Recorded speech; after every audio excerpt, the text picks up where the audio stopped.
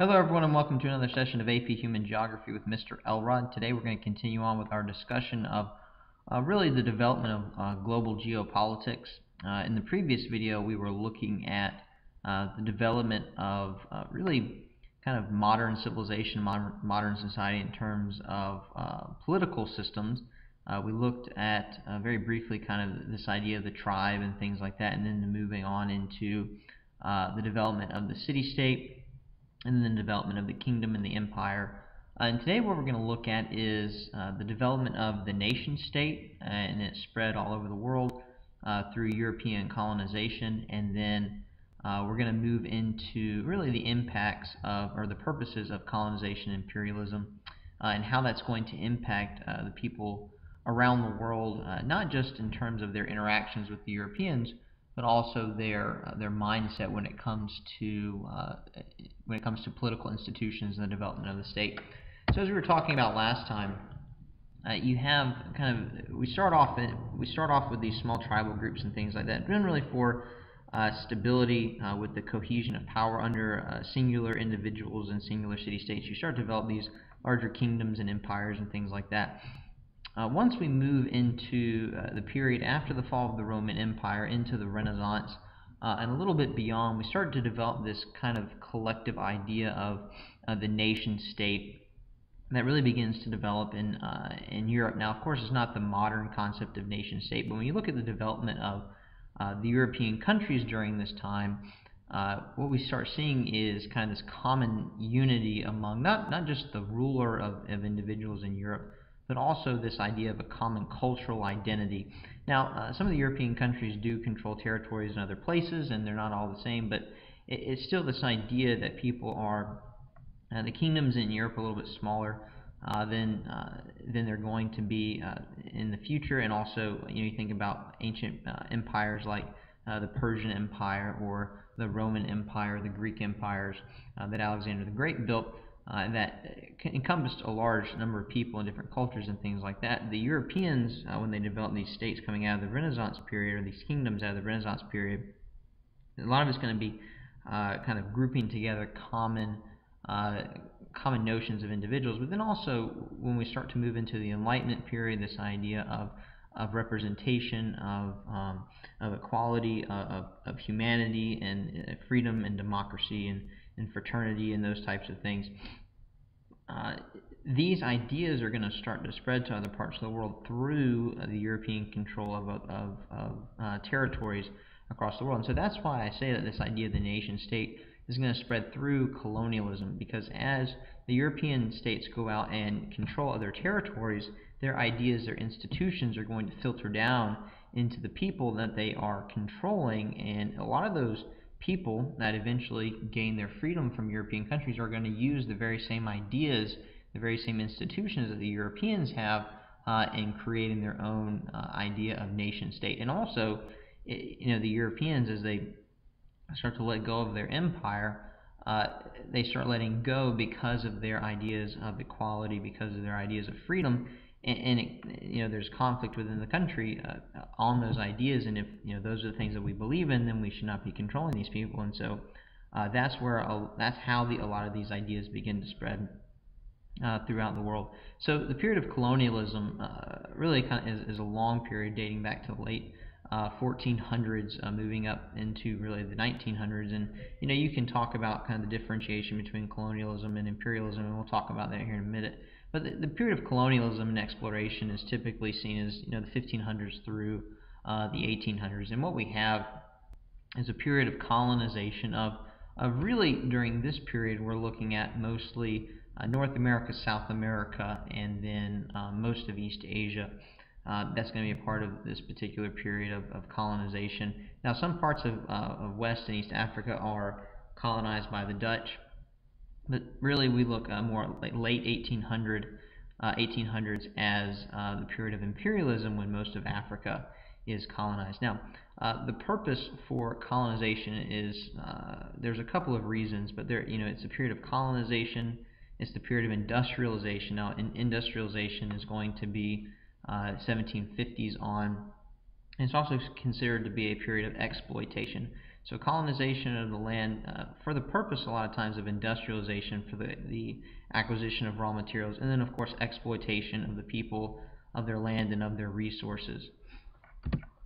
When we look at colonization, some of the reasons that the Europeans were going out and colonizing were for the obvious advantages that colonization had. In some instances, it was a scramble for territory. You guys learned about during the demographic transition model, you had countries that were expanding in population, so they needed a release for their growing population. So they moved to their people moved to other parts of the world to expand, and not just to expand their population and kind of release the population from where they're currently living, but then also to try and look for those natural resources that might be available in the new territories. Now, when we look at the natural resources and the raw materials that are available, in some instances they were looking for certain things. If you think about the Virginia colony is primarily looking for gold. When it goes to Virginia, they don't find gold. What they find is tobacco. So it's not always, they don't always find what exactly it is that they're looking for. Certain raw materials that they can either produce themselves in the colony, or things that they're going to ship back to the mother country, which we'll talk about here in just a little bit. And not just the raw material that they can gain from the land, but also the land itself, again, to kind of spread out that population. Now, it's important that you understand that each European country is really going to have different phases of colonization. They're all going to really colonize for different purposes. If you look at the Dutch and the Portuguese, they're primarily spreading out, trying to find trade routes for spices and exotic things like that. The English, a lot of them are spreading out primarily because, again, kind of the overgrowing population. Also, you have religious and political persecution. People looking to make fortunes in South Carolina, looking for places to grow rice. You also have indigo being grown in South Carolina. If you look at the French, they're primarily moving out to find things like fur and things along those lines in Canada. And then, of course, in the Caribbean, the development of molasses and things along those lines. Anyway, so each country is going to be looking for different things. Oh, and of course, the Spanish looking for gold, and also looking for converts to the Catholic Church as a result of the Protestant Reformation. So each of them is going to have kind of their own reasons for exploring and colonizing. So it's really important to take a look at each individual country before you really make broad generalizations about all of them. But again, all of them have their reasons. They just happen to be different, at least some of the main motivations. Now, during this period, it's also important to understand that this is also a period considered to be a period of mercantilism. Mercantilism was a new economic kind of theory and idea that was developed during the period of exploration. And under this idea of mercantilism, what the countries were doing, what the European countries were doing, is they were establishing colonies. And the purpose of the colonies was twofold. Number one was to gather raw materials, and then number two was to provide a market for the mother country. So really the colony exists for the express purpose of benefiting the mother country economically. So people would go to people would go live in those colonies, or sometimes the native populations were enslaved in those colonies, and the basic idea was to collect raw materials, send raw materials back to the mother country. Now the mother country would create a finished product, and then those finished products would be shipped back to the colony as a market for those finished products. And of course, mercantilism is going to be really important during the period of industrialization, which is what allows for these finished products to be created, but also that allows for, I guess, maybe the more efficient movement of goods that allows for the finished product to be economically, I guess, accessible to the people living in the colony. Also during this particular period, it was this belief that we're kind of shifting away from the idea that land equals power.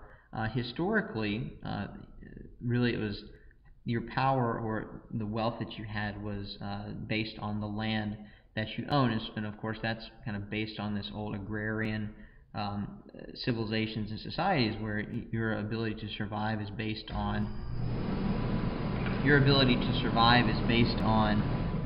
the amount of crops and animals that you can raise and tend to, and things along those lines.